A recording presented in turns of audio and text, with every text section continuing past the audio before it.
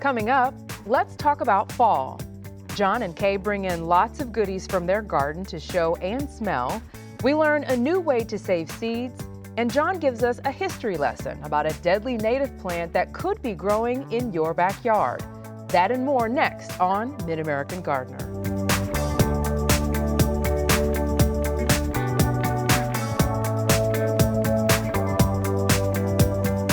Well, hello and thanks for joining us for another episode of Mid-American Gardener. I'm your host, Tanisha Spain, and joining me in studio today with lots and lots of stuff to talk about, Kay Carnes and John Bodensteiner are here with us today. So if you could introduce yourself to our viewers and tell us a little bit about your specialty. Okay, I'm Kay Carnes, and my specialty is vegetables, in particular heirlooms, and herbs and everything herbal. And some flowers. And some flowers. Okay, all right, John. I'm John Bodensteiner. I'm a Vermilion County Master Gardener, and I guess I specialize in perennials, flowers, some vegetables. The vegetables are not doing well in my yard because of all the critters, but hostas are one of my big things. And then I do like fruits and different generalist. Things. Just a generalist. Yeah, right. We'll call you the generalist, John the generalist. Okay, we have so much. They brought in so much stuff to talk about, so I don't want to waste any time.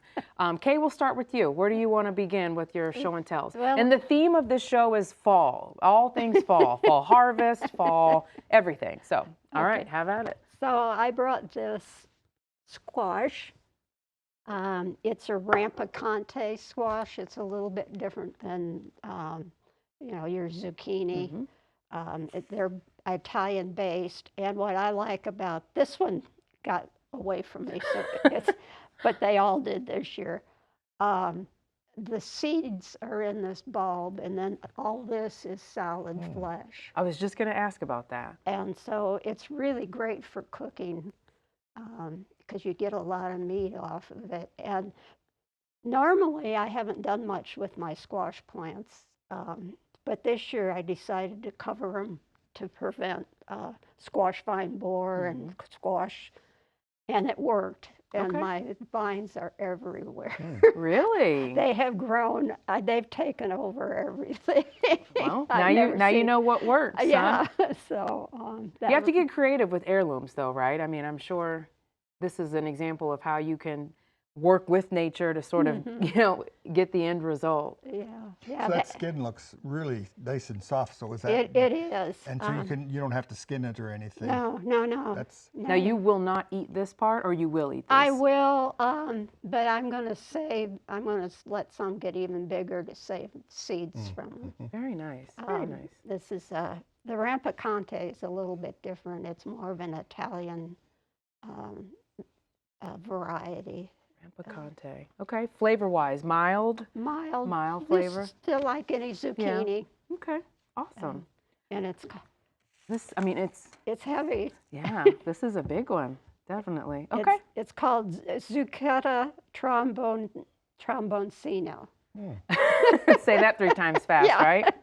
Excellent. Okay. Anything else you'd like to mention about this? No, they're just they're very prolific. And they've been, I use cattle panels for trellises for my tomatoes and my pole beans, and these kind of weave themselves in amongst everything.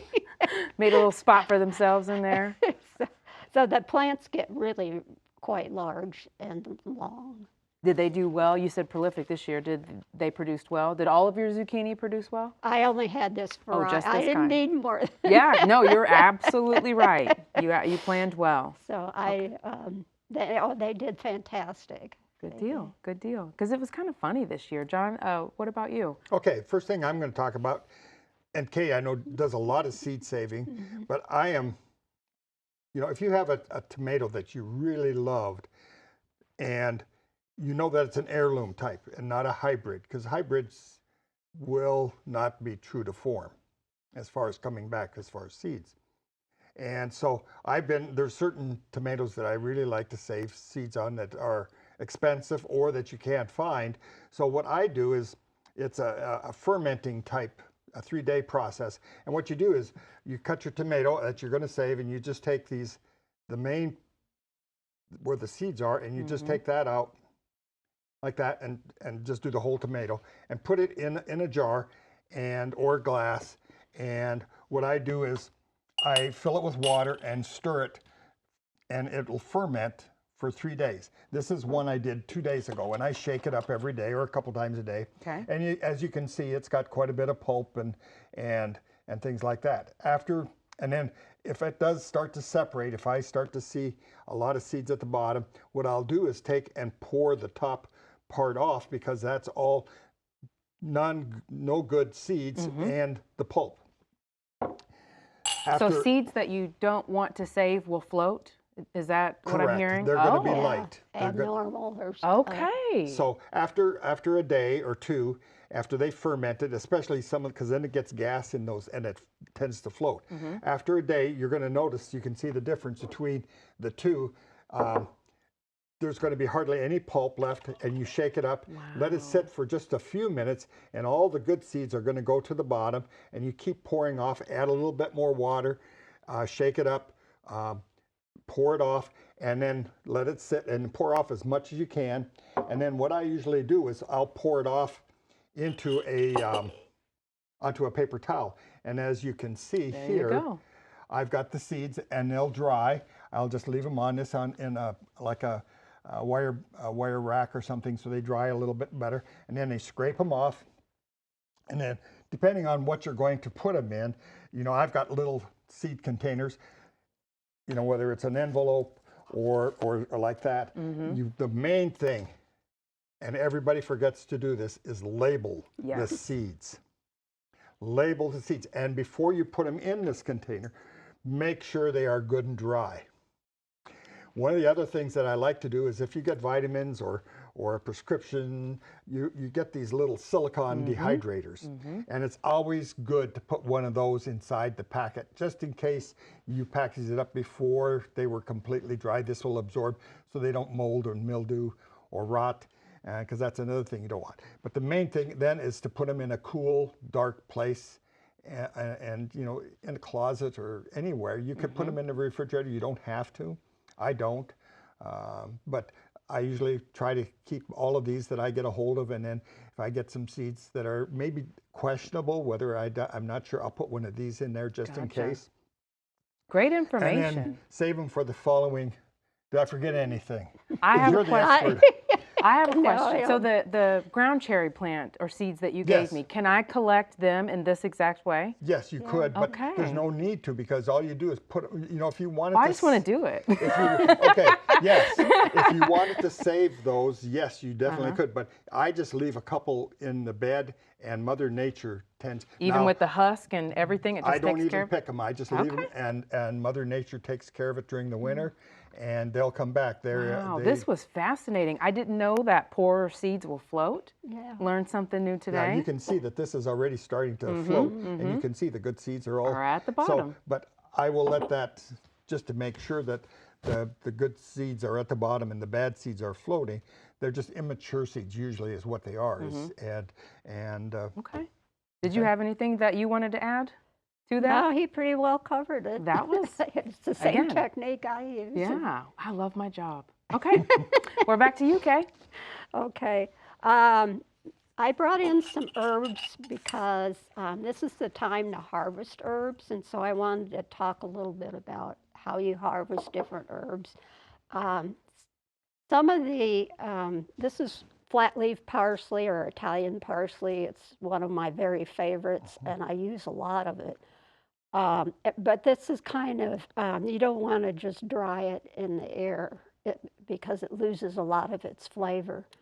So I dry the parsley, I cut the leaves off and put them on a cookie sheet and dry them in the refrigerator, because you know, if you leave something unopened in the refrigerator, a few days later it's all dried up. Well, you can use that to your advantage. Okay. And I'll take the stem and just cut the leaves off so you don't have all the stem on it. And then, like I said, I'll put them on a tray and Just put them pop in them the in the fridge. refrigerator. How long do you leave them in there? Till they're dry. Till they're dry, You know, okay. I check them periodically. Okay. It takes a few days. Okay. I actually have 2 refrigerators. One's in the kitchen for food, and the other one's on the back porch for seeds and drying. The beer fridge is now the seed fridge at Kay's house. So, and I also brought, this is sage. And basically this I just air dry. I cut the leaves off like I do with the parsley and just put it on a tray or pie plate or something and let it dry in a, you know, kind of a warm, dry spot. On top of the refrigerator is good, you know, because you got the heat from the refrigerator. And it's pretty tough, so that, you know, it's not quite as sensitive as a flat leaf. And finally, I brought some basil, and this you certainly don't want to put in the refrigerator because you'll end up with a black gooey mess. Yes.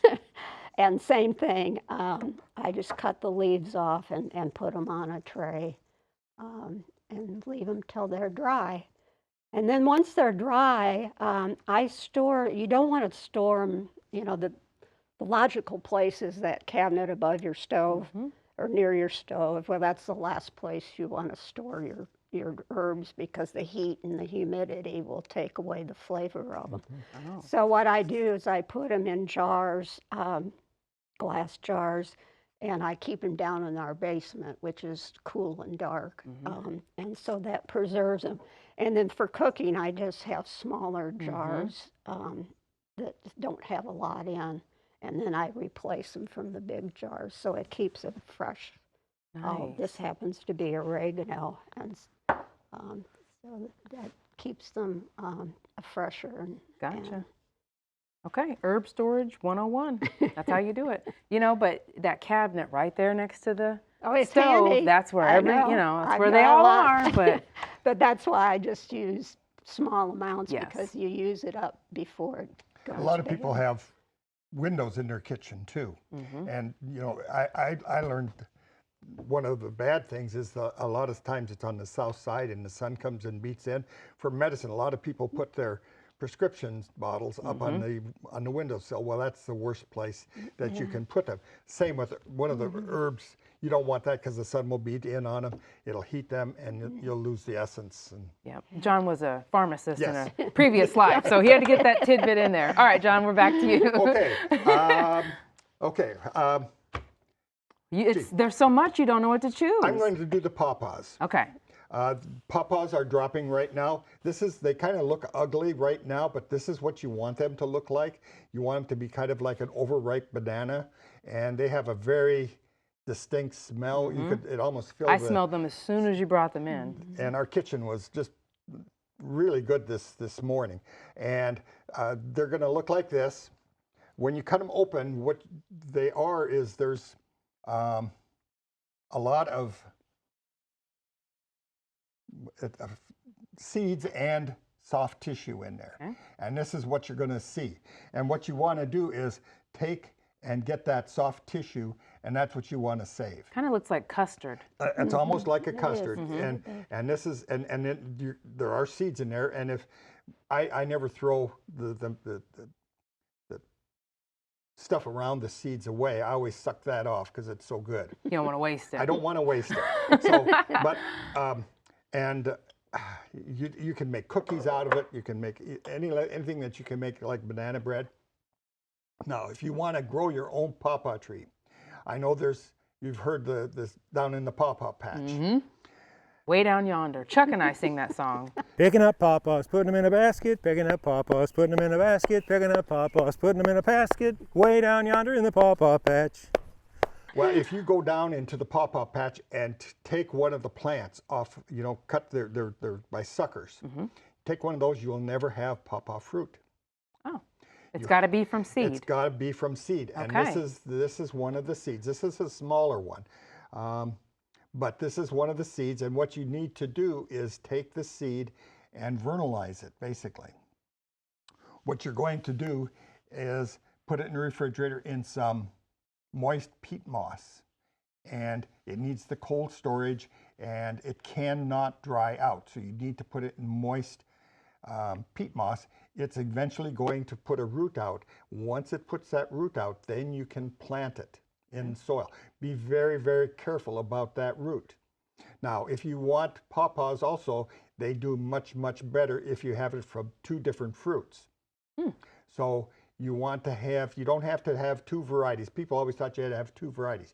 You just need to have a little bit different DNA in each seed. And if you get this fruit compared to this fruit, it's going to be different because the bee may have gone from here. Well, it's not a bee. Now, are you talking from the same tree? Can we do that? Yes, you Okay. can do it from the Okay. same tree.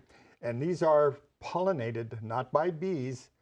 The flowers smell like rotting meat. So Flies? Yeah. they Really? are pollinated by flies that that you would find around the rotting meat. I've smelled the flowers. I cannot ever distinguish that odor, but the fruit or the flies can. Gotcha. So, and they pollinate it, and they look like little tulips hanging from the tree. They're brown and they're kind of pretty, but if you ever have a pawpaw tree and you see those little buds on there, early spring, late winter, you can take a snip of that, take it in, and force flower it. Ooh. So they're kind of, that and the Okay. forsythias and, your other early flowering trees, you can take and force Now, those. how long from sprout to fruit? I would say about 5 years, 3 to 5 years, depending on, and they are not a true understory, but they do like some shade. Okay. So they don't need So full don't put them sun. out in the. You can put them on the south side, but underneath so that they're not getting Gotcha. that real hot west sun. So the other thing I brought, this is growing in my yard, and I'm trying to get rid of it as much as I can. I flunked the quiz when he asked about it earlier, Kay. This is what they call white snake root plant. If you have cattle or if you have a pup that likes to go and eat leaves, and that has got little ones, mainly cows is the one that we are concerned with. Cattle that that have a calf. What happens is they eat this. The toxin goes. They're very toxic to animals. The trematol is the chemical that is excreted by this plant, and it goes into the milk, and this is what killed Abraham Lincoln's mom. She was not well at the end of her life anyway, but she was on a strict milk diet, and the cows were eating this, and this is what actually did her in. Is that native to Illinois? Do we know? I think it is, yeah. I've seen it in our property. It's really, and once you have it, and right now, and it's a perennial, so it's if you can't get out there and pull it, at least break these off so you don't have it everywhere, Gotcha. and then burn this or bag it up and get rid of it, so that and if you have pets, don't let them eat this, because it is, and even the cattle that would eat this, if you would butcher the cow, the meat is also toxic right then. Okay. So. Okay. One of the other things I brought was a lot of people talk about the allergies right now, and this is goldenrod. And a lot of people think they are allergic to goldenrod, but as you can see, I'm shaking this. There's no pollen falling or anything And I'm like not that. sneezing, so. It's, the pollen on this is very, very sticky. And so people are not allergic to this. Unfortunately, there's another plant that flowers and has prolific pollen, and that is ragweed. And that's what everybody is allergic to. Yes. So this gets kind of a bum rap. I like to keep it because I have small butterflies, bees on it. And so I don't let this go to seed, so to speak, but I let it flower and try to curtail its spread as much as possible. So that was one of the other things I want to talk about. There was a question that came in, and I'll kind of pose this to both of you while you're grabbing your next item. When is it too late, or is it still okay to be planting bulbs? Yes. What are your thoughts I on think that? it depends on the bulb. Okay. You know, I imagine tulips or daffodils could be planted now because they're going to overwinter. But it's early enough, I think. I wouldn't wait too much longer Okay. because you're going to get frost and eventually freeze. But I think they'd be okay. So now is still a good window to get those in. Okay. And Yeah, you've got speaking some of bulbs, Yep, you've got some with you. I like to cook, and I like to play in specialty recipes. And so there's always this one product that was so expensive. And I knew that it was a crocus, from a crocus plant. So this is Crocus stativus. This is where you get saffron from. So as far as, you know, if you've got bought bulbs and they're closing them out, you know, and you've got them, you're much better to plant them even up to December if the ground isn't froze. Okay. You know, as long as the ground isn't froze. As long as you can work the soil, you can plant them. Fall, as far as your fall planting, now dahlias and gladiolas and canna bulbs and things like that you can't plant because if they freeze, they're dead. But these, as long as you can work the soil, and usually this is, what is that, an inch? Yeah, give or take. So 3 times the depth of the bulb is how you plant those. Okay. So if this is 1 inch, you plant them a minimum of 3 inches. If they're a 2-inch, minimum of 6 inches. So that, I just thought, you know, you pick the stamens of the flower and they're little red threads, and then I forget how many threads it takes to make an ounce. Many. Holy cow. A lot. It takes. Yeah, we've got that picture of a saffron field, and it's that little, the red on the inside there. The little red stamen that comes out, that little needle-like, or The most expensive herb. the most expensive herb on the market is saffron, and I've got 50 bulbs that I'm going to plant, and I may get enough for one meal. I'm not sure. Wow. If I get that. Jeez. It has that puts it into perspective, though. But it has a wonderful flavor, and if you like that orange or red color to your food, this is what you use. Okay. All right. We'll be looking for those when you harvest them. Did you have? Hang on just one second, John. Were those seeds that you have there, is this for this, or is that something separate? Okay. Yes. I just wanted to make sure we didn't skip over one of your show and tells. Speaking of dahlias, and Yes. now's the time to dig them up And irises. Okay. and cut all the foliage off and So keep don't them. let the foliage die back? Well, I didn't. Okay. I don't know if you I'm have still one of those to. people that's figuring it out. So You do you can, cut but it you don't and dig have it? to. Yeah, you Okay. don't have to. You know, as See, long as it's put its energy, you know, now into, we're getting shorter days, so it's put its energy into that root. You know, canna bulbs, any of those bulbs that you hit, the tender winter that you have to dig up and bring in, you can dig those about up that before. I usually am so busy, frost usually gets there before I do. They're messier if you let them frost because then they're weeping wet and things like that. Now you were going to talk about irises and peonies too. well, not peonies, but irises. Going out to get those? Going out to get those now? Bringing, No, now is the time to cut iris back. cut them back, okay. So what you do is you take the long stems, and I do a diagonal cut on the leaves and leave about 3 to 6 inches of leaf. And it's a good thing to do now because I don't know about other people, but I have huge iris beds.